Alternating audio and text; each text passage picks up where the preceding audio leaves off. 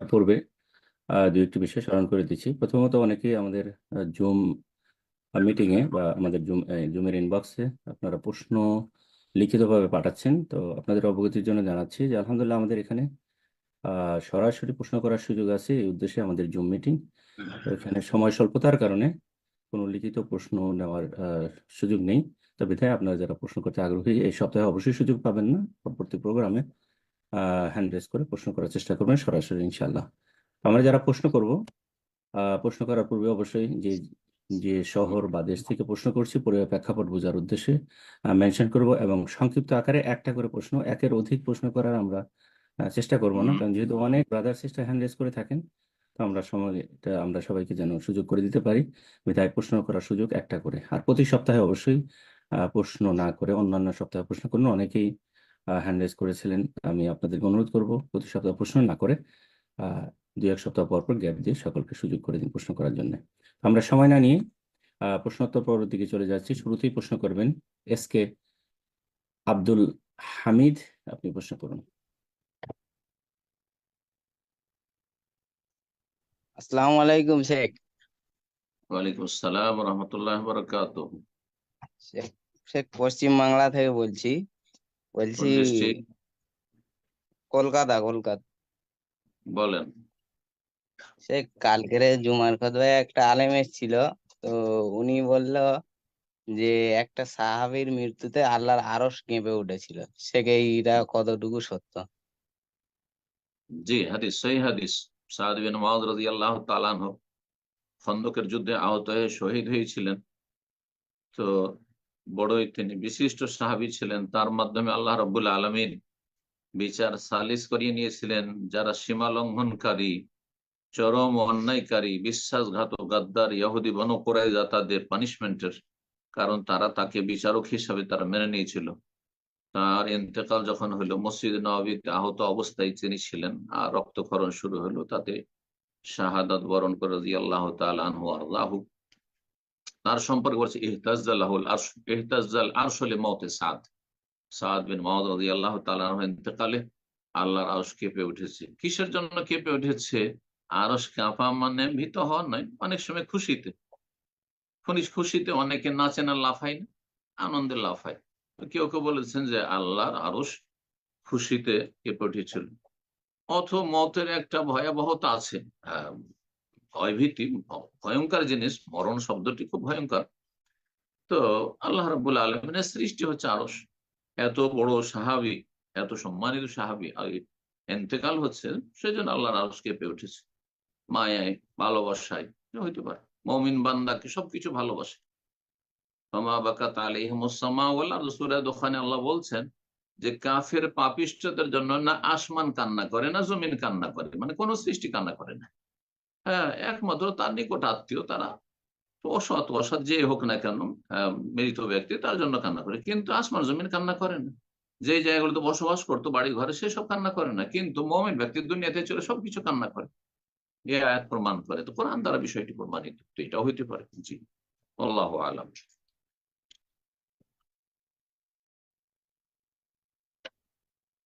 পর্যায়ে প্রশ্ন করবেন জান্নাহ। আপনি প্রশ্ন করুন। আসসালামু আলাইকুম শায়েক। ওয়ালাইকুম আসসালাম রহমতুল্লাহ বারাকাতুহ। জি, শায়েক, আমি বাংলাদেশ থেকে বলছি। আচ্ছা বলেন। শায়েক, আমার প্রশ্নটা হচ্ছে, আমি গত বছর একটা বেসরকারি মেডিকেল কলেজে ভর্তি হয়েছিলাম, যেটা সহশিক্ষা আছে। তো এখানে এই মেডিকেলে প্রতিদিনই শুক্রবার বাদে প্রতিদিনই 7 থেকে 8 ঘন্টা আমার এই সহশিক্ষা থাকতে হয়। এবং আগে এই মেডিকেলে ভর্তি হওয়ার আগে জানতাম না আসলে যে সহশিক্ষা হারাম। এখন ভর্তি হওয়ার পরে আপনার বিভিন্ন লেকচার এবং অন্যান্য সালাফি শাইখ থেকে জানতে পারছি যে সহশিক্ষা হারাম। এখন শাইখ একজন মাদানী শাইখকে জিজ্ঞেস করেছিলাম যে এখন কি করব। উনি বললেন যে আহ মানে এখান থেকে বের আসার জন্য চেষ্টা করতে হবে এবং আল্লাহর কাছে সাহায্য চাইতে হবে। আমার বাবা মা বুঝছে যে সহশিক্ষা হারাম, কিন্তু ওনারা বলতেছেন যে বেসরকারি মেডিকেল কলেজে প্রায় 20 লাখের মতো খরচ হয়ে গেছে এখন সম্পূর্ণ পর্দা করে যাওয়ার জন্য। কিন্তু এখন শাইখ আমি এখন কি করব? আল্লাহ রাব্বুল সহজ করুন, এবং যেটাতে পরিণাম উত্তম আছে সেটারই তৌফিক দান করুন, দোয়া করি। শেষ ভাবে যারা বিশেষ করে গুনাহ থেকে, গুনাহার জায়গা থেকে বাঁচতে চাইছে, তাদের জন্য বিশেষ দোয়া সবসময়। দিনী ভাই বোনদের আল্লাহ ভালো করুন। আমার পরামর্শ হচ্ছে যে এমনি হুকুম হচ্ছে যে সহশিক্ষা জায়েজ নয়, কারণ সেখানে লাভের চাইতে ফিতনা, ফাসাদ, বিশৃঙ্খলা, অশান্তি, নোংরামি বেশি। কিন্তু যখন এত লাখ টাকা খরচ হয়ে গেছে, তাহলে সেখানে পর্দা মেনটেন করে, হিজাব, যদি পর্দা নিষেধ না থাকে, পর্দা নিষেধ থাকলে বলবো যে মোটেই চলবে না পড়াশোনা। যদি সেখানে বোরখা অ্যালাউ থাকে, পর্দা মেনটেন করে সেখানে যাওয়া সম্ভব হয়, তারপরে ফাত্তাকুল্লাহ মাস্তাতাতুম, আল্লাহ সূরা তাগাবনে যথাসাধ্য আল্লাহকে ভয় করো। তো পুরুষদের কাছাকাছি না বসে, যদি একই ক্লাসের সময় বসতে হয়, তো মেয়েদের মাঝে বসবেন, সামনের দিকে না বসে এক সাইডে, পিছনে সাইডে অথবা পিছনে বসবেন, যেখানে মেয়েরা আছে, অন্যান্য মেয়েরা আছে। অনেক মেয়েরা আছে বেহায়া ব্যাপারটা, ওরা থাকবে দিকে, ছেলেদের কাছাকাছি বসুক, কিন্তু আপনি যথাসাধ্য দূরে বসবেন। আর ছেলেদের সাথে অতিরিক্ত প্রয়োজনের বেশি কথাবার্তা নয়, যতটুকু প্রয়োজন ততটুকুতে, যেমন লেখাপড়া সম্পর্কে যতটা প্রয়োজন জরুরি ততটাই কথা বলবেন, এবং ভদ্রভাবে কথা বলবেন। এমন কোনো কথা বলবেন না, বলার সুযোগ দেবেন না, না বললে সুযোগও পাবেন। ছেলেরা কখনো সুযোগ নেই, যখন দেখে যে এর সাথে সব রকম কথা বলে তখনই সুযোগ নেই, কিন্তু এটাই হচ্ছে বাস্তবতা। তো যথাসাধ্য বেঁচে থেকে, বাপ মায়ের এত টাকা যখন খরচ হয়ে গেছে, পড়াটা কমপ্লিট করে নেওয়া যেতে পারে। আল্লাহ তাআলা আলাম। আল্লাহ সহজ করুন। এবং সবসময় জিকির আজকার নিজেকে ব্যস্ত রাখবেন। যখন লেখাপড়া নেই, সেখানে যাচ্ছেন, যাওয়ার পথে, আসার পথে, সেখানে অবস্থানকালে আল্লাহর জিকির আজকার করবেন। তওবা ইস্তেগফার করতে থাকলে আল্লাহ রাব্বুল আলামিন হেফাজত করবেন ইনশাআল্লাহ। জি, বারাকাল্লাহ। আমিন। এ পর্যায়ে প্রশ্ন করবেন আব্দুল্লাহ, ঢাকা থেকে। আপনি প্রশ্ন করুন। আসসালামু আলাইকুম শেখ, কেমন আছেন? ওয়ালাইকুম আসসালাম ওয়া রাহমাতুল্লাহি ওয়া বারাকাতুহু। জি আলহামদুলিল্লাহ। বলেন, ভালো আছেন? কোথা থেকে বলছেন? জি শেখ, ঢাকা থেকে বলছি। আচ্ছা, বলেন, প্রশ্ন বলেন। জি, আমার প্রশ্ন হচ্ছে, আমরা উইতিরের নামাজ কি জোরে তেলাওয়াত করব না আস্তে তেলাওয়াত করব? এবং উইতিরের শেষে যে দোয়া আছে, সুবহানাল হুম। মালিকিল কুদ্দুস 3 বার এবং রব্বিল মালাইকাতি ওয়ার রূহ, এটা কি সহি নাকি? আহ, বলবেন। ভিতরের সালাত যদি এসব পরে পরে পড়েন, তাহলে জেহরি নয়, মনে মনে পড়বেন। কিন্তু যদি তাহাজ্জুদের সাথে পড়েন, তখন বেতরটা তাহাজ্জুদের তাবে, তাহাজ্জুদে উচ্চস্বরে তেলাওয়াত করা যায়। জি হ্যাঁ, রাতের যাতে করে নিজেকে শুনিয়ে, মানে কেউ আশেপাশে ঘুমিয়ে থাকলে যেন তার ঘুমে যেন কোনো রকমের ইয়ে না হয়, ডিস্টার্ব না হয়। কাউকে কষ্ট দেওয়া ঠিক নয়। আপনার নফল কাজ দিয়ে আপনি আশেপাশে কাউকে কষ্ট দেবেন, ঘুম ভাঙাবেন, এটা ঠিক নয়, স্ত্রী হইলো বা ছেলে মেয়ে হইলো। তো সেই ক্ষেত্রে নিজেকে শুনিয়ে, কারণ সূরা মুজাম্মিলে যে আয়াত, তাতে বোঝা যাচ্ছে যে নিজেকে শোনানো, মনে মনে পড়া নয়। মানে একটু শুনিয়ে পড়লে তার অন্তরে মানুষের একটা তাসির আলাদা আছে। ইন্না নাশিয়াতাল লাইলি হিয়া আশাদু ওয়াতআ ওয়া আকওয়ামু কিল, আল্লাহ বলছেন নাশিয়াতাল লাইল মানে কিরাআতাল লাইল, রাতের তিলাওয়াত। তো এই জন্য যদি তাহাজ্জুদের পরে বেতর পড়েন, তাহলে একটু উচ্চ স্বরে পড়বেন, একটু মোটামুটি। যদি সেখানে কেউ না থাকে, তাহলে মানে কারো ঘুমে ডিস্টার্ব না হয়, তাহলে। আর এমনি এসা পরে হইলে মনে মনে পড়বে। তারপরে বেতর শেষ করার পরে সুবহান আল মালিকুল কুদ্দুস, এটি তো সহি জানা আছে। আর একটি যেটি বললেন আমার জানা নেই, তার সহি জয়ীফ। যদি সহি প্রমাণিত হয় তো আমল করতে পারে, আমি জানি না।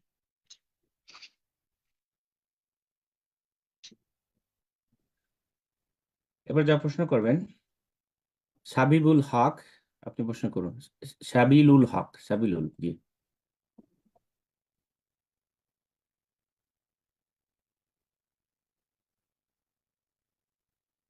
সাবিলুল হক, আপনার ফোনটা আনমিউট করে নিন, প্রশ্ন করুন।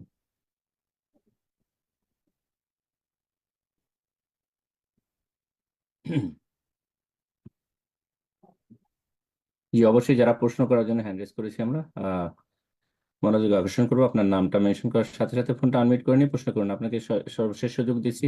সাবিলুল হক, ফোনটা আনমিউট করে নিয়ে প্রশ্ন করুন।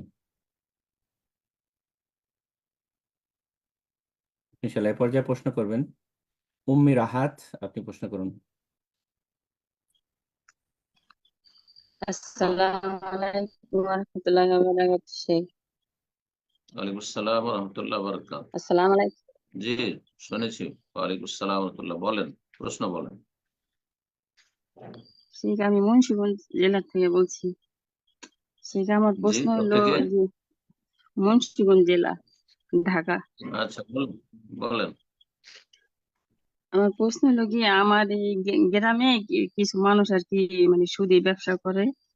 তাই আমার ভাই আমার দ্বার কি কিছু টাকা আনাইছিল, সুদি টাকা। তাই আমি এই জিনিসটা আর কি জানি না, এই সুদের ভিতরে এত পাপ।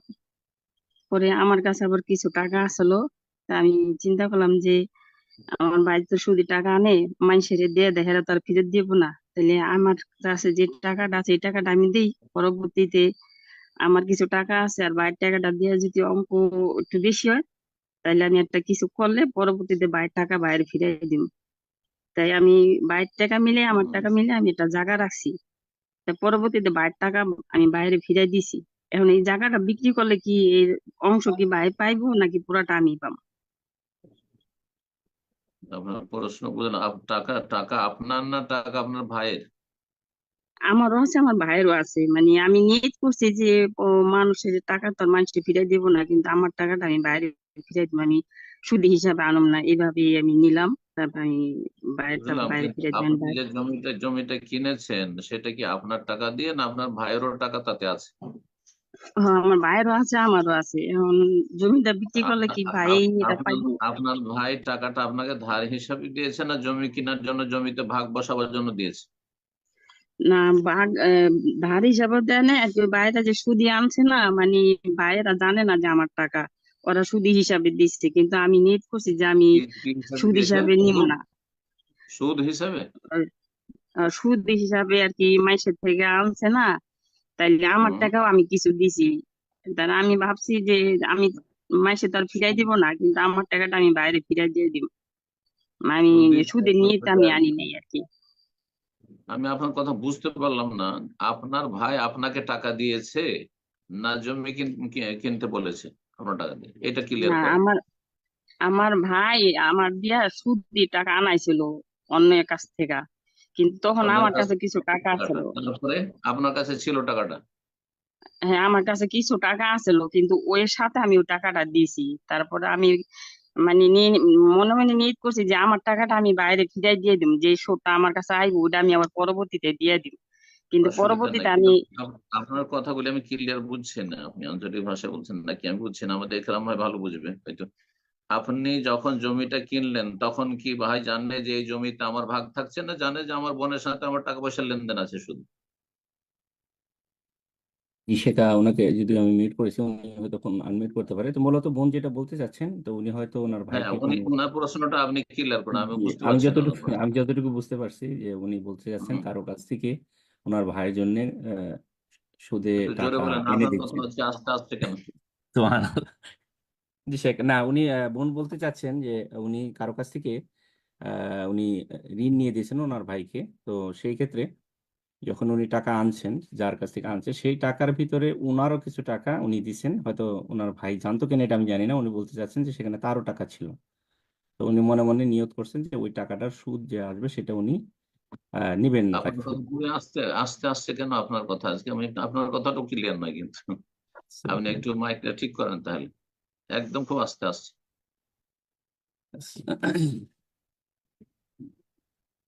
জি, শেখ আমাকে শুনতে পাচ্ছেন এখন? এখন শুনছি একটু সামান্য উঠলো, কিন্তু এরকম তো আপনার আওয়াজ থাকে না, খুবই আস্তে আওয়াজ আপনার। তো তো কথা যাই হচ্ছে, হোক, আর কি টাকাটা নিয়ে এসছে, কোথা থেকে নিয়ে এসছে, কিসের টাকা? এটা সুদি টাকা না হুন্ডি টাকা? আমি এই কথাটি তো বুঝতে পারছি না, এইটা বুঝতে শেখ চাইছি আমি। যেটা বলতে চাচ্ছে যে উনি সুদেই মানে টাকা এনে দিয়েছে কারো কাছ থেকে, সেখানে উনি ওনার কিছু টাকা কাদের দিয়েও কাছ থেকে নিয়ে এসেছে? সহযোগিতা কি করছে। সুদের ওপর? সুদের সুদের উপরে, ওপর? জি, সুদের উপরে টাকা ওইটাই আনছে। বলেন, সুদি টাকা আমি বুঝছি না। সুদের ওপর নিয়ে এসে দিয়েছে, তাহলে সুদ খাওয়া হারাম, সুদের লেনদেন হারাম, কাবিরা গুনাহ, এতে কোনো বরকত নাই। এটা প্রথম জেনে রাখতে হবে। জেনে শুনে এই কাজ করা চরম অপরাধ। জি, ধ্বংসাত্মক গুনাহ আকলুর রেবা। সুদের সাথে সংশ্লিষ্ট সবার উপর লানত রয়েছে, যেই করুক না কেন। জি, এটা জেনে এখন নেওয়া আগে দরকার। জি শেখ, বোন যেটা বলতে চাচ্ছিল শুধু এতটুকু বুঝছি ওনার কথা, যে উনি ওনার ভাইয়ের ওই সুদের টাকাটা উনি নেবেন না, এটা মনে মনে উনি করছেন। যেহেতু অন্যরা তো হয়তো এটা মাফ করবে না, ওনারটা উনি মাফ হুম। করে দিবেন বা দিবেন না, এটাই উনি বলতে চাচ্ছেন। আসলে ওনার প্রশ্নের মূল বিষয়টা আমি নিজেও বুঝতে মাফ পারিনি। করে দিবে কাকে? যারা সুদের টাকা সুদ দিয়েছে তাদেরকে মাফ করবে, কিন্তু ওর ভাইকে কি, ওর ভাইয়ের কাছ থেকে ওর ভাইয়ের সাথে কি সুদের কারবার করেছে? ভাইও সুদ সে খাচ্ছে, ও আলটিমেটলি সুদের। আসলে সে তার ভাইয়ের সাথেই করছে, কিন্তু একটু ঘুরিয়ে করছে আর কি, অন্যের মাধ্যমে করছে। মানে ওনার অন্যের টাকাটা মাধ্যমে। ওনার ভাইকে দিছে অন্যের মাধ্যমে, অন্যের কাছ থেকে যে লোন নিয়ে আসছে সেখানে উনি হ্যাঁ, কিছু টাকা দিয়ে সহযোগিতা করছে, যে টাকাটা ওনার ভাইয়ের কাছে গেছে সুদের সাথে, এটি বুঝাইছি উনি। আমি আর একটা কথা বুঝতে চাই, ওনার ভাই সুদের ওপর টাকা কারো কাছ থেকে নিয়েছে, মানে তাহলে জি নিজে সুদদাতা? হ্যাঁ, জি, না সুদ সুদদাতা, জি গ্রহণ করেছে? হ্যাঁ, সুদদাতা, সুদদাতা উনি। সুদদাতা মানে সুদের উপর টাকা নিয়ে এসছে। জি জি এটাও হারাম, দুটোইতে লানত রয়েছে। আল্লাহ হেদায়েত করুক। এখন আমি আসল মাসলা বলি, এই যে জমি কিনেছেন উনি, ওর ভাইয়ের কোনো সম্পর্ক নেই, বুঝছেন না? জি জমি কিনেছেন উনি, সুতরাং জমি ওনার। এখন সুদের টাকা হারাম, এটা থেকে মুক্ত হওয়ার জন্য ওই ব্যক্তিগুলোকে যদি চেনা থাকে, না এই তো এই সুদের উপর টাকা উল্টো নিয়ে এসছে, তাহলে ওদেরকে তো অতিরিক্ত দিয়ে এসছে। যা হোক, তাহলে সেখানে এখানে কথার প্রয়োজনই নেই। এক কথায় ওর ভাই এখানে জমির সাথে কোনোভাবে যুক্ত নয়। ওনার ভাই জমির সাথে কোনোভাবে যুক্ত নয়, জমি কিনেছেন উনি। এখন টাকা পয়সার লেনদেনটা ভাইয়ের সাথে বুঝে নেবে, জমি ওনার। জি, আমি যতটুকু বুঝেছি সেই হিসেবে উত্তর দিলাম। বারাকাল্লাহ ফিক। আমিন। আশা করি আমার কথা হয়তো ক্লিয়ার কিনা, আমি ঠিক বুঝতেছি না, সে আমাকে না, এখন শুনতে পাচ্ছেন? হ্যাঁ, আপনার কথা এখন শুনছি, জি জি। হ্যাঁ, ঠিক আহ, আছে। ওকে, ইনশাল্লাহ। তো আমরা এই পর্যায়ে প্রশ্ন করার সুযোগ করে দেব। প্রশ্ন করবেন আল আমিন। আপনি প্রশ্ন করুন। আল আমিন, আপনার ফোনটা আনমিউট করে নিন, প্রশ্ন করুন। জি, আপনার ফোন আসসালামু আনমিউট আলাইকুম হয়েছে। স্যার। আসসালামু আলাইকুম। ওয়ালাইকুম আসসালাম রহমতুল্লাহ। জি, কেমন আছেন? জোরে বলেন, জোরে বলেন। স্যার, বাংলাদেশ থেকে বলছিলাম, দিনাজপুর জেলা। বলেন, প্রশ্ন বলেন। স্যার, প্রশ্নটা হচ্ছে যে শুক্রবার আসলে মানে বৃহস্পতিবার সন্ধ্যায় আহ ফেসবুকে সবাই দরুদ হিসেবে ব্যবহার করে, যে বলে যে আল্লাহুম্মা সাল্লি ওয়া সাল্লিম আলা নবিয়ানা মুহাম্মদ। আর আমার প্রশ্নটা হলো, এই দরুদটি কি রাসূল সাল্লাল্লাহু আলাইহি ওয়াসাল্লামের শেখানো দরুদ, বা এই দরুদ কি শুক্রবারে বলাটা ঠিক হবে? এই দুরূদ নবী সাল্লাল্লাহু আলাইহি ওয়াসাল্লামের মাসুর মানে শিখানো দুরূদ নয়, কিন্তু আল্লাহ কোরআনে যে হুকুম করেছেন, ইয়া আইয়ুহাল্লাযীনা আমানু সাল্লু আলাইহি ওয়া সাল্লিমু তাসলিমা, হে ইমানদারগণ তোমরা সালাত এবং সালাম পেশ করো। এটা যে কোনো বাক্য দিয়ে হয়ে যাবে, যে কোনো বাক্য দিয়ে হয়ে যাবে। সেটা নিজের বানানো বাক্য দিয়ে হয়ে যাবে, আল্লাহুম্মা সাল্লি ওয়া সাল্লিম আলা নবিয়ানা মুহাম্মদ সাল্লাল্লাহু আলাইহি ওয়াসাল্লাম, এমনকি সাল্লাল্লাহু আলাইহি সাল্লাম, যেটা সমস্ত মুহাদ্দিসিনে কেরাম সালাফে সালেহিন থেকে চলে আসে, নবীর নাম আসলে সাল্লাল্লাহু আলাইহি ওয়াসাল্লাম, এটা কি নবী সাল্লাল্লাহু আলাইহি ওয়াসাল্লাম শিখিয়েছেন নাকি? সাল্লাল্লাহু আলাইহি সালাতের হুকুম পালন করলেন, সাল্লু আলাইহি ওয়াসাল্লামের মাধ্যমে, ওয়াসাল্লিমু তাসলিমার উপর আমল করলেন। এটা ঠিক ওই রকমই আল্লাহুম্মা সাল্লি ওয়া সাল্লিম আলা নবিয়ানা মুহাম্মদ, আল্লাহুম্মা সাল্লি ওয়া সাল্লিম ওয়া বারিক ওয়া আনইম আলা নবিয়ানা মুহাম্মদ, হ্যাঁ, ওয়া আলা নবিয়িকা মুহাম্মদ। যে কোনো ভাষা দিয়ে হুকুম পালন হয়ে যাবে আল্লাহ। এমন কি কেউ যদি আরবি না জানে, এত কষ্ট করার কোনো প্রয়োজন নেই। আল্লাহ তুমি তোমার নবীর ওপর সালাত ও সালাম বর্ষণ করো, হ্যাঁ, দুরুদ ও সালাম বর্ষণ করো, নাকি হয়ে যাবে। যদিও নবী সাল্লাল্লাহু আলাইহি ওয়াসাল্লামের শেখানো দুরুদ ইব্রাহিমই বেশি উত্তম। জুমার দিনে কোন দুরুদ পড়লে বেশি উত্তম, মাসালা ইখতিলাফ রয়েছে ফুকাহাদের। একদল বলছেন যে দুরুদ ইব্রাহিম উত্তম, কারণ সেটা নবী সাল্লাল্লাহু আলাইহি ওয়াসাল্লাম শিখিয়েছেন। আর একদল বলছেন যে দুরুদ ইব্রাহিমের জায়গা হচ্ছে সালাতের ভিতরে, আত্তাহিয়াতের পরে, সালামের আগে। সুতরাং জুমার দিনে সেটা উত্তম নয়, বরং জুমার দিনে আপনি যে কোনো এমনি সালাত ও সালাম পেশ করেন। বোঝা গেছে? তো আল্লাহুম্মা সাল্লি ওয়া সাল্লিম আলা নবিয়ানা মুহাম্মদ যদিও হাদিসে নেই, কিন্তু বলতে কোনো অসুবিধা নেই। কোন দোয়া করার জন্য সবগুলি দোয়া করার হাদিসে থাকতে হয় এমন কোন শর্ত আছে নাকি? আমরা বাংলায় দোয়া করি না, আল্লাহ আমাকে মাফ করে দাও বলি না, আল্লাহ রহম করে আমার অসুখটা ভালো করে দাও, যে কোনো দোয়া করতে পারেন ওই রকম। তো আমরা বাংলায় করতে পারি, তো আরবরা করতে পারেন না। কিন্তু বলবেন না যে আমার বানানো দুধ এটা হাদিসের দুধ, এভাবে শিখাবেন না, বুঝতে? তখন মিথ্যা হয়ে যাবে, তখন জালিয়াতি হয়ে যাবে। জি। জাযাকাল্লাহ খায়ের। এ পর্যায়ে প্রশ্ন করবেন ফজলে রাব্বি, আপনি প্রশ্ন করুন। আসসালামু আলাইকুম। ওয়ালাইকুম আসসালাম রহমতুল্লাহ বরকাত। হ্যাঁ, আমি বাংলাদেশ পাবনা জেলা ঈশ্বরদী থেকে বলতেছিলাম। বলেন। আমার প্রশ্ন হলো, আমার নাম ফজলে রাব্বি।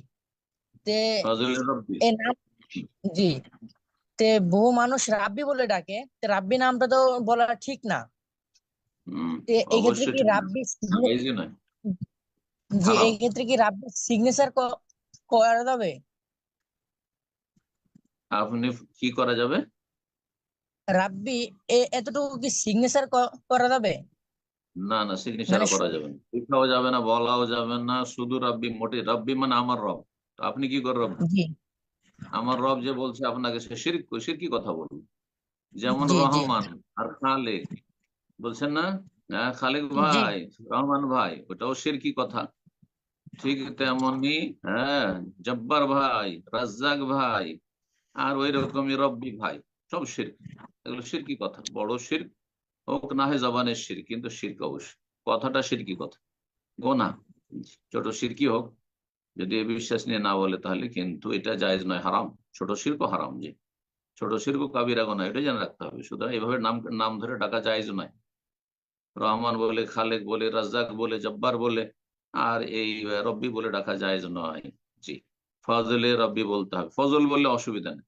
রব্বি বাদ দিয়ে দেয় যদি শুধু ফজল, ফজল ভাই, জায়েজ, জি, ঠিক আছে। আর যদি দেখেন যে মানুষকে সামলাইতে পারছে না, গুনাহ থেকে বাঁচাবার জন্য, আর নাম চেঞ্জ করা সম্ভব, চেঞ্জ করে দেন ভাই, এরকম নাম, জি। আপনি মোটেই বলবেন না কখনো, সিগনেচার করবেন না রব্বি বলে। আপনি কিসের রব? জি। জাযাকাল্লাহ খায়ের। প্রশ্ন করবেন আব্দুল্লাহ, আপনি প্রশ্ন করুন। আসসালামু আলাইকুম সম্মানিত স্যার। ওয়ালাইকুম আসসালাম রহমতুল্লাহ বরকাত। স্যার আমি আমি পশ্চিমবাংলার বর্ধমান থেকে বলছি। বলেন। স্যার আমার প্রশ্ন হলো যে বর্তমানে যে দেখা যায় যে অনেক ব্যবসায়ী তারা তাদের পণ্যগুলো বিক্রি করে এবং প্রতিটাতে একটা কুপন বা টিকিট দেয়, এবং যখন তার পণ্য বিক্রির টার্গেটটা পূরণ হয়ে যায় তখন সেই কুপন গুলোকে লটারির মাধ্যমে ক্রেতাদেরকে পুরস্কার দেয়। তো আমার প্রশ্ন হলো, এটা দেওয়া বা নেওয়া কি জায়েজ হবে?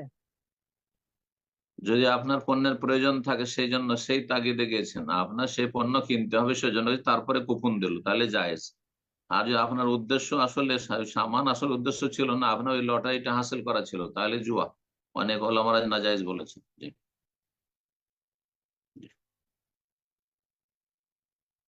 এ পর্যায়ে প্রশ্ন করবেন উমরুল হাসান, আপনি প্রশ্ন করুন। উমরুল হাসান।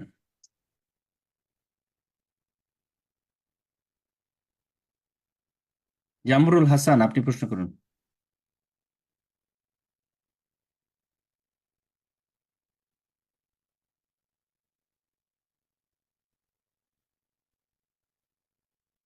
এ পর্যায়ে আমরা আরেকজনকে সুযোগ করে দিচ্ছি, প্রশ্ন করবেন আবু তাহের, আপনি প্রশ্ন করুন।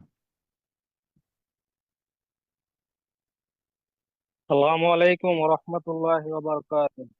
ওয়ালাইকুম আসসালাম রহমতুল্লাহ বরকাত, জি বলেন। সাহেব আমি বর্তমানে উড়িষ্যাতে আছি, আমার বাড়ি মুর্শিদাবাদ। মাশাআল্লাহ, বলেন। সাহেব আমরা রাজমিস্ত্রির কাজ করি। আচ্ছা। তো আমাদের আসরের সালাদটা একটু অসুবিধা হয়ে যায়, কোনো কোনো সময়, সব সময় না। তো সূর্য যখন ডুবে যায় না, বড়দিন থাকে তখন তো ছটা। শুধু লেট হয় আমার না, কথাটা সূর্য পুরোটা ডুবে যায়? শুনুন আগে। জি বলছি সাহেব, বলছি যখন বড় দিন থাকে তখন ওই 5টা 5:30টার সময় আমরা কাজ ছেড়ে দিই। তখন ওই হুম 6টা 6:30টার সময় সূর্য ডুবে মগরিবে রক্ত হয়, তখন সাহেব ওই হুম মাগরিবের আগে আগে পড়া হয়, 8 ঘন্টা বা 1 ঘন্টা আগে। আর হুম যখন ছোট দিন থাকে 5টা 5:15টার সময় হুম মাগরিবের টাইম হুম। হয়ে যায়, তখন সূর্য সাহেব ডুবে যায়। সময় পাওয়া যায় না। তো তখন কি সাহেব জোহরের সময় ওটাকে জমা করা যাবে আসরের সালাতটা? তোমার কেন করবেন? কাজের কাজের সময় ওই 5 মিনিট নামাজ পড়ার জন্য টাইম দিবেন না? সিগারেট খেতে দিচ্ছে, বিড়ি খেতে দিচ্ছে মানুষকে, হ্যাঁ, রেস্ট করতে দেয় না রাজমিস্ত্রিকে? আপনি ওই কাপড়ে, যে কাপড়ে আছেন না, যেখানে আপনার কাদা লেগে আছে, মাটি লেগে আছে, ওই অবস্থায় নামাজ পড়েন ওই জায়গায়। অক্ত মোতাবেক। এটাতে একদিনের ব্যাপার না যে জমা করে নেবেন, আপনি ডেইলির ব্যাপার, ডেইলি কাজ করছেন। সুতরাং শীতকালে ধরেন প্রায় 4-5 মাস এরকমই করবেন, মোটেই জায়েজ নাই। আর সূর্য ডুবিয়ে দিয়ে নামাজ পড়া এটা হারাম। অনেক আইম্মায়ে কেরামদের নিকটে এই নামাজ কবুলই হবে না, রিজেক্টেড। ইবনে তাইমিয়া রাহিমাহুল্লাহর মতে এটি, সূর্য ডুবে গেল, টাইম পার হয়ে গেল, কুফরি হয়ে গেল, আর এই নামাজ কবুলই হবে না, জায়গা শেষ। হ্যাঁ, জায়গা শেষ। জি, কথা বুঝতে পারছেন? যেমন কোরবানির দিনগুলি শেষ, কোরবানি শেষ, আর কোরবানি নেই। আর ওই জিলহজের পরে আর কোরবানি করলে যেমন কোরবানি হবে না, ঠিক তেমনি সূর্য ডোবার পরে আসর পড়লে ওই নামাজ কবুল হবে না, সূর্য ওঠার পরে ফজর পড়লে আর কবুল হবে না। জি, সুতরাং আপনি বেনামাজি বলে আল্লাহর কাছে গণ্য হবে না, সাবধান। আর এক এক দিনের ব্যাপার হলে সেটা জোহরের সাথে জমা করা যায়, কিন্তু এইভাবে তো আল্লাহ তো 5 ওয়াক্ত 5 বার ফরজ করেছেন না। আপনি কাদা মাটি যা আছে ওই নিয়ে, হ্যাঁ, একবার কিবলা মুখে হবেন, ওইখানেই একটা জায় নামাজ রাখা সম্ভব হলে রাখবেন, না তো একটা গামছা বিছিয়ে না হয় এমনি ধুলাতে, হ্যাঁ, আরবরা এখানে ধুলোতে, বালিতে, মরুভূমিতে গাড়ি থামিয়ে দেন, একটু সেজদা করে, আল্লাহকে সেজদা করবেন আপনি, আপনার রব খুশি হবে, আল্লাহ বরকত দিবেন। জি, বারাকাল্লাহ ফিক। আমিন। 7 থেকে 8 মিনিট মাত্র লাগবে, 4 রাকাত আসর পড়তে মাত্র 8 মিনিট লাগবে। 8 মিনিটের আপনার বিরতি দিবে না, বিড়ি খোরকে বিরতি দিচ্ছে। জি, অবশ্যই এভাবে নামাজ পড়বেন। জাযাকাল্লাহ খাইর। এ পর্যায়ে আবারও আমরা সুযোগ করে দিব উমরুল হাসান, আপনি প্রশ্ন করুন। ফোনটা আনমিউট করে নিন, প্রশ্ন করুন।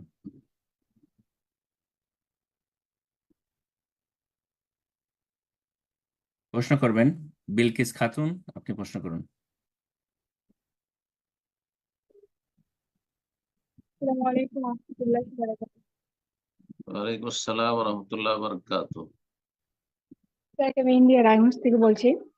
আম, আমার প্রশ্নটা হচ্ছে যে একজন মেয়ের দেবর ভাসুরের সামনে পর্দা কেমন হবে, মানে তাদের সামনে দেখা দেওয়া এবং তাদের পাশে বসে গল্প করা কি জায়েজ আছে?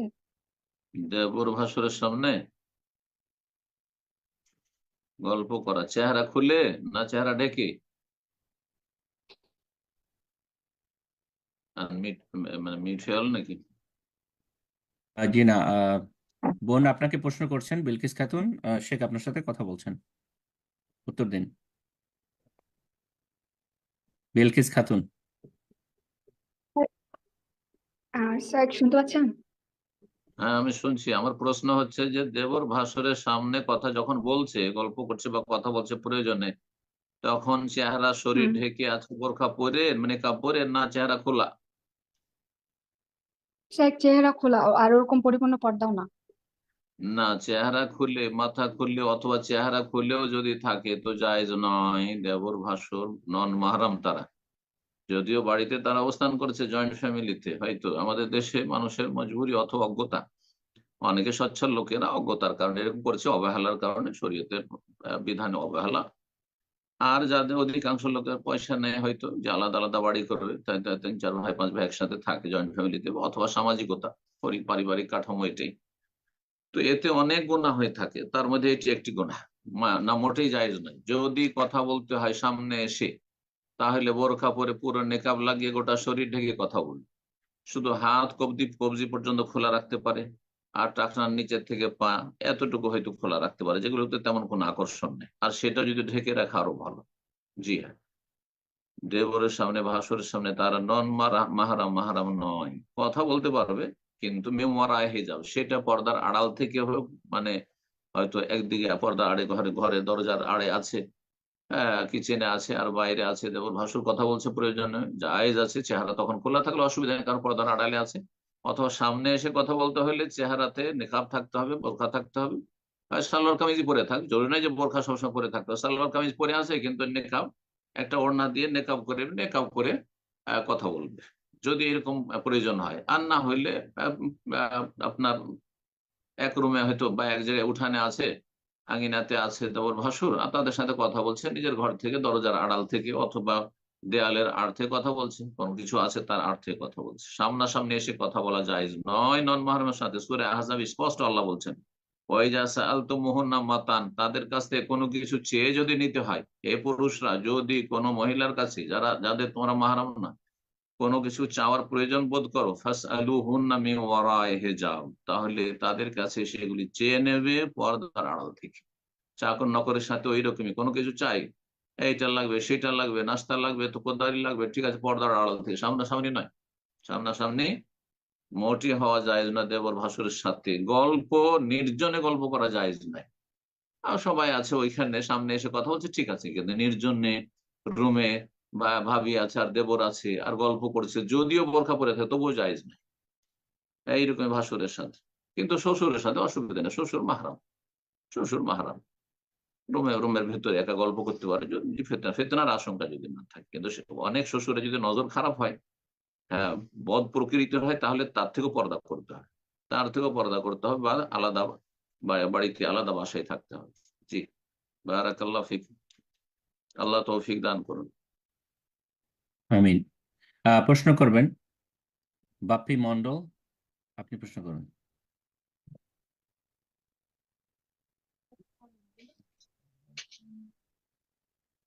কি আপনার ফোন আসসালামু আলাইকুম। আনমিউট হয়েছে? জি। ওয়ালাইকুম আসসালাম ওয়া রাহমাতুল্লাহি ওয়া বারাকাতুহু। সাহেব, আমি ৫ ওয়াক্ত সালাত আদায় করি। কোথা থেকে? আমি মুর্শিদাবাদ থেকে বলছি। মুর্শিদাবাদ, বলেন, জোরে বলেন। আমি এখন ব্যাঙ্গালোরে আছি, ব্যাঙ্গালোরে আমি কাজ করি। আচ্ছা, বলেন, ঠিক প্রশ্ন আছে, বলেন। বলছি ৫ ওয়াক্ত সালাত আদায় করি, কিন্তু মাঝে মধ্যে গুনাহ হয়ে যায়।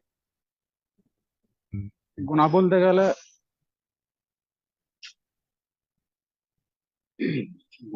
গেলে ওই তামাক জাতীয় জিনিসগুলো মানে ছাড়তে পারিনি। তামাক হ্যাঁ হ্যাঁ, জি। গোনাকে গোনা মনে করতে হবে যে এটা হারাম আমার জন্য। যেমন আমার জন্য হারাম, রিজিক হারাম, শুকরের গোস্ত হারাম, কুকুরের গোস্ত হারাম, বিড়াল খাবেন খাবেন না, হ্যাঁ, হারাম। বোঝা গেছে? একটা যদি, হ্যাঁ, মরা মরা আপনার মুরগি হয়, খাবেন খাবেন না, হারাম। ওই রকমই মনে করুন যে তামাক ওই রকম আমার জন্য হারাম। হারামকে যখন হারাম গণ্য করবেন, তখন তারপর একটা ঘৃণা চলে আসবে। বোঝা গেছে? এবং আপনি তখন দৃঢ় সংকল্প হবেন, মন শক্ত করতে পারবেন, এবং আল্লাহর আযাবকে ভয় করবেন যে আমি হারাম খাবো তো আমার তো দোয়া কবুল হবে না, এবং আল্লাহ তো অসন্তুষ্ট থাকবেন। জি, আল্লাহ তো আযাব দেবেন, সব কথা চিন্তা করতে হবে। আর আল্লাহর কাছে সাহায্য চাইবেন। আল্লাহুম্মা আরহামনি বিতারকিল মাআসি, আল্লাহ আমাকে, হ্যাঁ, গুনাহ বাঁচার জন্য আমার রহম করো, গুনাহ থেকে বেঁচে থাকার তৌফিক দান করো, আল্লাহ আমাকে পাপের কাজ থেকে রক্ষা করো, দোয়া করবেন। আল্লাহর কাছে চাইলে আল্লাহ সবকিছু সহজ করে দেবেন। জি, সবকিছু সম্ভব। জি, এরপর যা প্রশ্ন করবেন উমরুল হাসান, জি, আপনি ফোন আনমিউট করে নিন, প্রশ্ন করুন। আসসালামু আলাইকুম রহমতুল্লাহ বারাকাতুহু। ওয়ালাইকুম আসসালাম ওয়া রাহমাতুল্লাহি ওয়া বারাকাতুহু। জি, শাহেক ভালো আছেন? আমি জি, বাংলাদেশ আলহামদুলিল্লাহ। চট্টগ্রাম থেকে বলছিলাম। চট্টগ্রাম, মাশাআল্লাহ, বলেন। জি জি, আচ্ছা, আমি আসলে প্রশ্ন করতে চাচ্ছিলাম এটা যে আমাদের দেশে অনেকগুলো মসজিদে, অধিকাংশ মসজিদে আল্লাহু এবং মুহাম্মদ পাশাপাশি লেখা থাকে, ঠিক আছে? হুম। এখন এসব মসজিদগুলো কি সালাত আদায় করতে পারবো এবং কি দান সদকা করতে পারবো? সালাত আদায় করতে তো অসুবিধা নেই, মসজিদে তো কোনো সমস্যা নাই। আর যারা লিখেছে তারা এই শিরকের উদ্দেশ্য করেনি, কিন্তু পাশাপাশি লেখার কারণে যারা দেখবে তারা হয়তো বিভ্রান্ত হবে। গুমরাহির খুব আশঙ্কা আছে যে আপনি মুসলিম জাতিকে আপনি ভুল মেসেজ দিচ্ছেন যে আল্লাহ এবং মোহাম্মদ হয়তো সমান সমান, হ্যাঁ, একদিকে আল্লাহ আর একদিকে মোহাম্মদ লেখা আছে, সুতরাং এইরকম না, হ্যাঁ, এইরকম ইয়া আল্লাহ ইয়া মোহাম্মদ মোটেই না, হ্যাঁ, ওপরে নিচে করে লিখে রাখো, ঠিক আছে, আল্লাহ ওপরে লেখা আছে মোহাম্মদ, হ্যাঁ, অথবা আল্লাহ আকবর লিখুক আর মোহাম্মদুর রাসূলুল্লাহ, হ্যাঁ, মোহাম্মদুর রাসূলুল্লাহ, মোহাম্মদ রাসূলুল্লাহ, মোহাম্মদ আব্দুল্লাহ রাসূল, স্পষ্ট হয়ে গেল আল্লাহর বান্দা এবং রাসূল। জি, আর পাশাপাশি ওইভাবে না লিখে একটু আহ যদি ওপরে নিচে লিখে, এটা বেশি সতর্কতা। কিন্তু আপনার সালাত পড়তে কোনো অসুবিধা, সেটা কোনো মন্দির নয় যে নামাজ পড়া যাবে না। কথা বোঝা গেছে?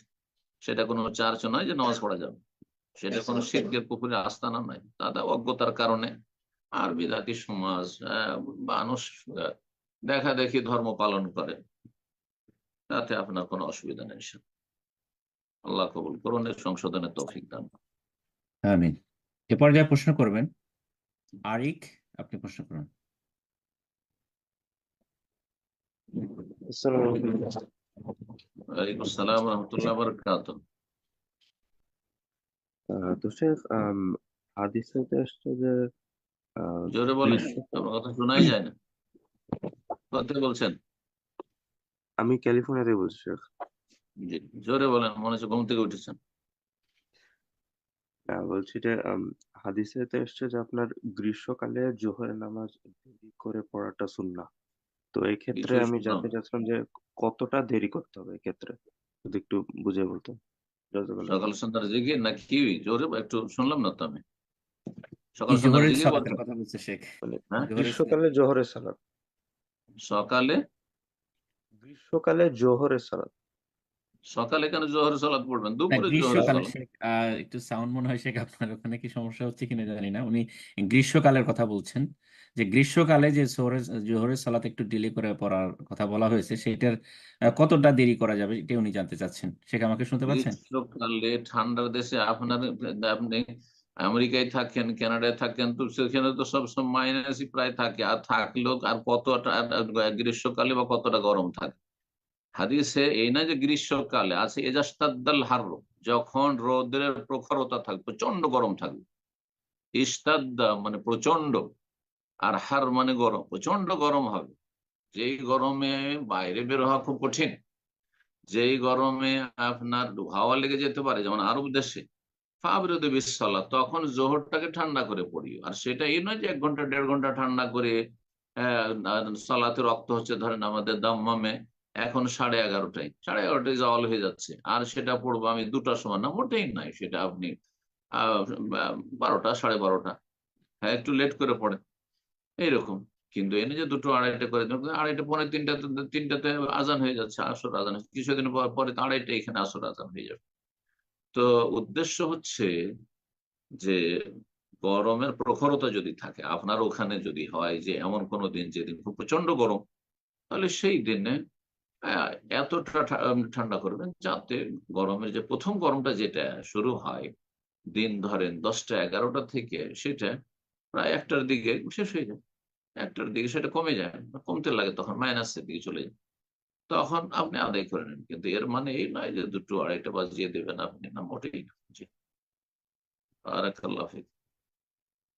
আমিন। তারপরে এটা একা একা পড়া যাবে না, জামাত ছেড়ে। জামাত তাহলে মসজিদে মুসল্লিদের নিয়ে একটা মিটিং এর মাধ্যমে বা মসজিদের দায়িত্বশীলরা অথবা সরকারের ফয়সালা করবে। যেমন সৌদি আরবে পরিবর্তন হয় না, পরিবর্তন হয় না কারণ একটা সিস্টেমে চলছে, ধর্ম মন্ত্রণালয় চলতি আছে। তো আর এটা উত্তম হুকুম, এটা কোনো ফরজ হুকুম নয় যে আমাদের ঠান্ডা করতে হবে, নামাজটাকে ঠান্ডাতে পড়তে হবে। মানুষের যেটাতে সুবিধা, মানুষের সুবিধা যে টাইম জানা আছে, জোহর হয়ে গেছে, জোহর হয়ে গেছে। আর আজকাল এসির গাড়ি আছে মানুষের কাছে, বাড়িতে এসি, গাড়িতে এসি, আর মসজিদে এসি। সুতরাং কোনো অসুবিধা নেই, কোনো অসুবিধা নেই। দুনিয়ার সমস্ত কাজ করে বেড়াচ্ছে, শুধু নামাজটা ঠান্ডা করতে আর কাজকর্ম দুপুর বেলা ডিউটি করাচ্ছে গরিবদেরকে রাস্তা রাস্তা। তাহলে তো বোঝা গেছে এই হুকুমটা পালন করা কিন্তু ফরজ নয়, বরং এটি মুস্তাহাব কথা, করা ভালো, সুন্নাত মুস্তাহাব। যে গ্রীষ্মকালে যখন রোদের প্রখরতা থাকবে, প্রচন্ড রোদ থাকবে, তখন রোদের অনিষ্ট থেকে বাঁচার জন্য আপনি বিলম্ব করবেন, একা একা নয়, জামাত সহকারে মসজিদের মুসল্লিদের সাথে মতামত বিনিময়ের মাধ্যমে, পরামর্শের মাধ্যমে। জাযাকুমুল্লাহ। প্রশ্ন করবেন মোহাম্মদ আলী, আপনি প্রশ্ন করুন।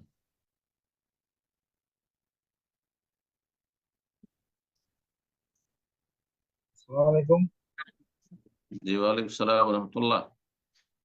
আমি একটু পর বসে করছি শেখ, ক্ষমা করবেন, আমি গাড়ি কোথা চালাচ্ছি। কোথা থেকে?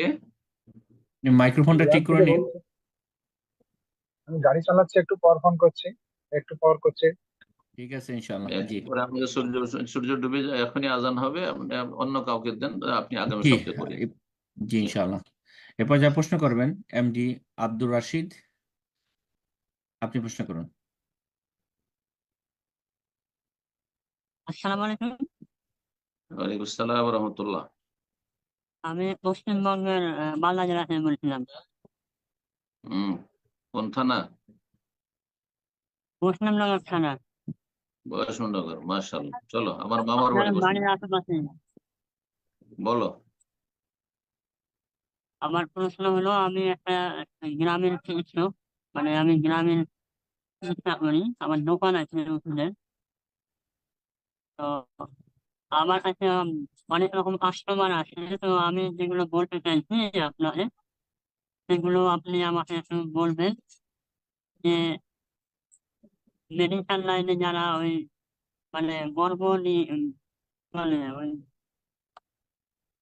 বাচ্চা নিয়ন্ত্রণ করার যে একটা পিল পাওয়া যায় না, ওই ট্যাবলেট, ওষুধ, ক্যাপসুল, মানে বিভিন্ন রকম হয়, ওগুলো কি বিক্রি করা বৈধ হবে? কিসের ট্যাবলেট ওগুলো? জন্ম বাচ্চা নিয়ন্ত্রণ করা। জন্ম নিয়ন্ত্রণ? হ্যাঁ হ্যাঁ হ্যাঁ। ও, জন্ম নিয়ন্ত্রণের ট্যাবলেট ব্যবহার করা জায়েজ, হ্যাঁ, স্থায়ী ভাবে বন্ধ করা জায়েজ নয়। হ্যাঁ, যদি কোনো শারীরিক বড় সমস্যা না থাকে, ঠিক আছে। বাকি এমনি গ্যাপ দেওয়ার জন্য জায়েজ। গ্যাপ দেওয়ার জন্য জন্ম নিয়ন্ত্রণ করা, ফ্যামিলি প্ল্যানিং করা, মানে আমি প্রতি বছরে 1.5 বছর 2 বছরে না হয়ে যায়, 3 বছর পর হোক, 4 বছর পর হোক, জায়েজ আছে। সুতরাং এইভাবে কেউ যদি ওষুধ খায় তো জায়েজ আছে, সুতরাং সেই ওষুধ বিক্রি করাও জায়েজ আছে। জাজাকাল্লাহ খায়ের শেখ। তো শেখ, রিজিকের ভয় না থাকে, একটি কথা যেন মনে থাকে, একটা শর্ত যে আমি খাওয়াইতে পারবো না, এটা যেন না থাকে।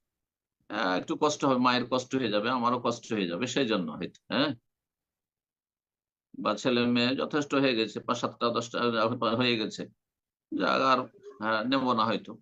তো ওলামারা অনেকে জায়েজ বলেছেন সেটাই। বারাকাল্লাহ ফিক। জি। আমিন।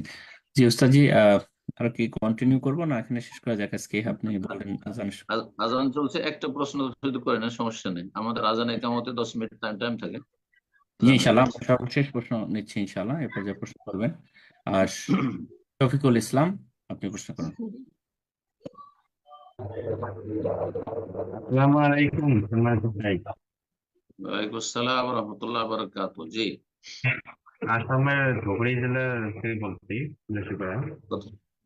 জি জি, আমার এলাকায় আহলে হাদিস মসজিদ নেই, তো হানাফিদের মসজিদই বেশি। তো ওখানে আহ তাবলীগ জামাত সবসময় থাকে সব মসজিদেই প্রায়।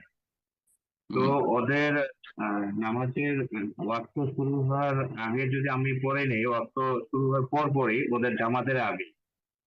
তো এভাবে কি পড়া ঠিক হবে ওদের মসজিদগুলোতে? না না, বিলম্ব করলেও আপনি তাদের জামাতে নামাজ পড়বেন। জামাতে বিচ্ছিন্নতা সৃষ্টি করা জায়েজ নয়। শুধু সমস্যা আসরে আর ফজরে, ঠিক আছে। তো আসর ফজরটা আপনি বাড়িতে পড়ে নেবেন, ঘরে পড়ে নিয়ে, আর তারপরে যদি তাদের আশেপাশে জামাতে চলে যাবেন, দ্বিতীয়টা নফল হয়ে যাবে, কিন্তু জামাতে যাবেন।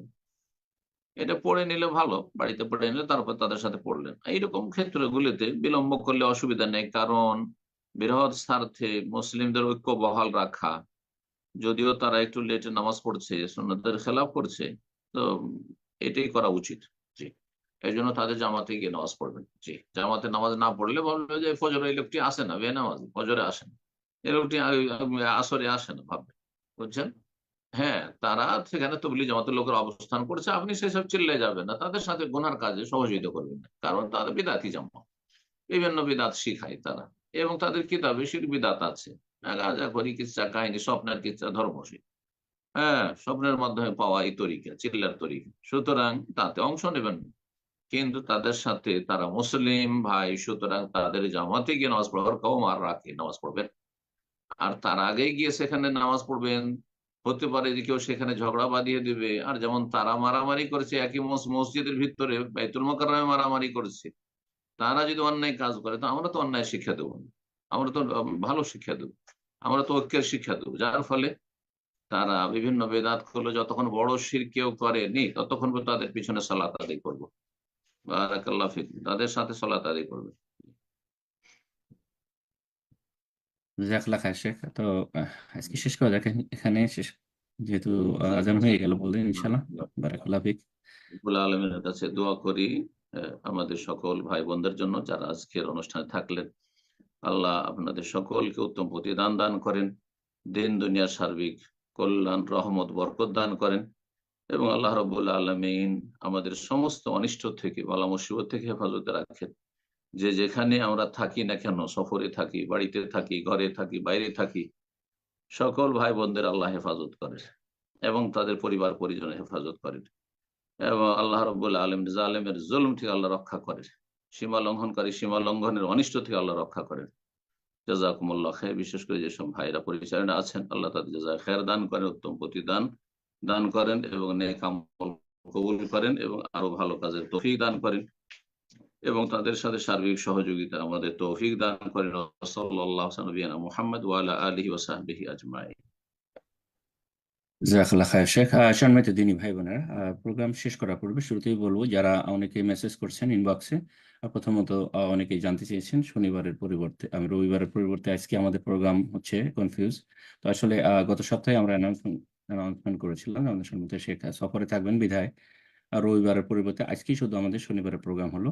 তো নর্মালি আগামী সপ্তাহে আমাদের রবিবারে প্রোগ্রাম থাকবে ইনশাআল্লাহ। আপনারা আগামী সপ্তাহে রবিবারের প্রোগ্রামে আসবেন।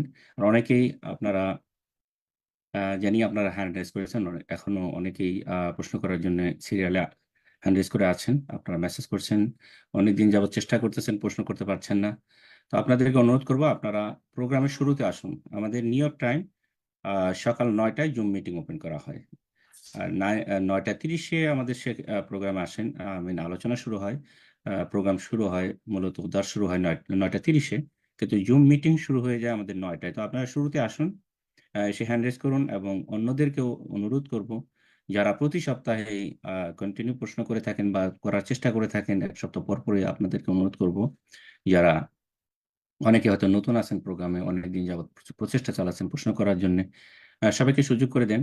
নিজেরা একটু প্রশ্ন কম করে অন্যদেরকেও আমরা একটু সুযোগ করে দিই ইনশাআল্লাহ, যাতে করে তারাও তাদের যে বিষয়গুলো জানার জন্য চেষ্টা করতেছেন সম্মানিত শেখের কাছ থেকে, আমরা হয়তো সেখান থেকে আমরা নিজেরাও উপকৃত হবো ইনশাআল্লাহ। তো আসুন আমরা একে অপরকে সহযোগিতা করি, আল্লাহ আমাদের তৌফিক দান করেন।